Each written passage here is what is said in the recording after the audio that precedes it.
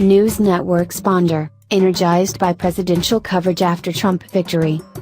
Presidential candidate Donald Trump, the unrepentant ratings magnate, has disappeared. But the prospect of covering President-elect Trump, the capricious conundrum, has energized newsrooms in ways they hadn't anticipated. This changes everything, says Phil Griffin, president of MSNBC.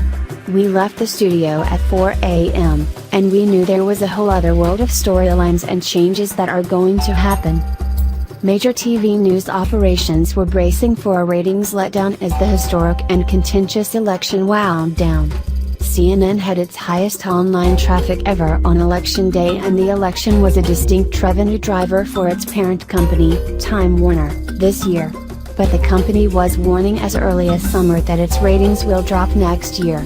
They all presumed ratings would go down because the Trump factor added so much to the race, says Chris Arians, editor of TV Newser.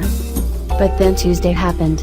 Trump defied most polls and emerged victorious, leaving TV networks to quickly reconsider coverage plans and story ideas.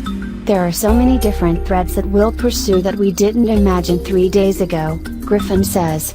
It's an amazing story about what's going on in this country. The first 100 days of any presidency are exciting, particularly when a new party takes over in Washington, D.C. The transition, with politicians jockeying for key cabinet positions, is a horse race of its own kind. But, Trump, the inexperienced politician suddenly leading the federal government, adds multiple and substantive layers to the story. You've got a more dynamic transition in place, says Chris Isham, CBS News Washington bureau chief. He's not a predictable Republican, not in the way of previous administrations.